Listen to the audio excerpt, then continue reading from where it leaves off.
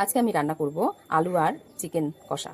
দেখে নাও আলু দিয়ে চিকেন কষা আমি কেমন করে তৈরি করছি, রেসিপিটি দেখে নাও। চিকেন রান্না করব, লাল লাল ঝাল ঝাল চিকেন। এখানে নিয়েছি আমি চিকেন, নুন হলুদ মাখিয়ে রেখেছি। আর এখানে টমেটো আর পেঁয়াজ কেটে রেখেছি। আর এখানে আলু কেটে নিয়েছি, আমি একটু আলু দেবো তাই আলু কেটে নিয়েছি। কড়াই বসিয়েছি, কড়াই গরম হয়ে গেছে। এখানে আমি দিয়ে দেবো তেল। তেলটা গরম হলে আমি আলুটা ভেজে নেব। এখানে দিয়ে দেবো আলুটা আমি লাল লাল করে ভেজে তুলব। আলু ভাজা হয়ে গেছে, আমি তুলে নিয়েছি। এবার এই কড়াইতে আমি দিয়ে দেবো শুকনো লঙ্কা, তেজপাতা আর দারচিনি, লবঙ্গ, এলাচ ফোড়নে দিয়ে দেবো। এবার আমি কুচনো পেঁয়াজ দিয়ে দেবো। পেঁয়াজটা আমি লাল লাল করে ভেজে নেব। দিয়ে দেবো অল্প করে নুন আর দেবো চিনি। এটা দিলে তাড়াতাড়ি পেঁয়াজটা ভাজা হবে।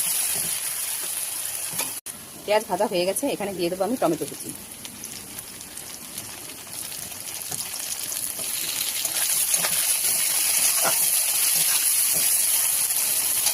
দিয়ে দেবো পেঁয়াজ রসুনের পেস্ট।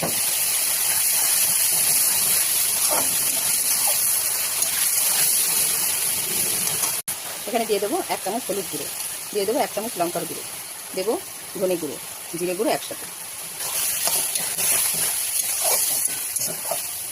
মশলাটা আমি ভালো মতন কষিয়ে নেব।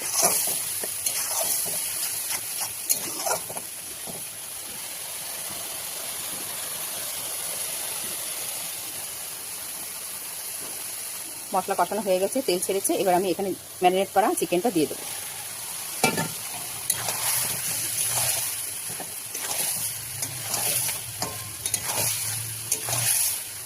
এর মধ্যে আমি আলুগুলোও দিয়ে দেবো।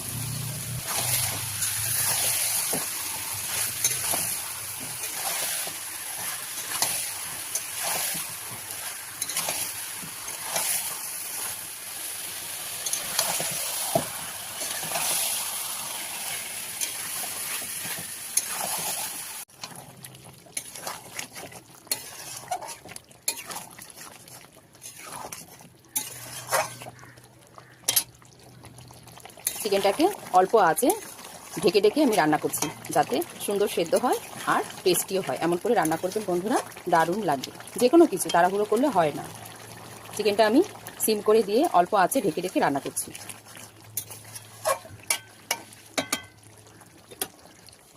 চিকেনে আমি জল ব্যবহার করব না, এভাবেই ঢেকে ঢেকে রান্না করব। এখানে আমি দিয়ে দেবো গরম মশলা গুঁড়ো। আমার চিকেনের ঝোল একদম রেডি। বেশি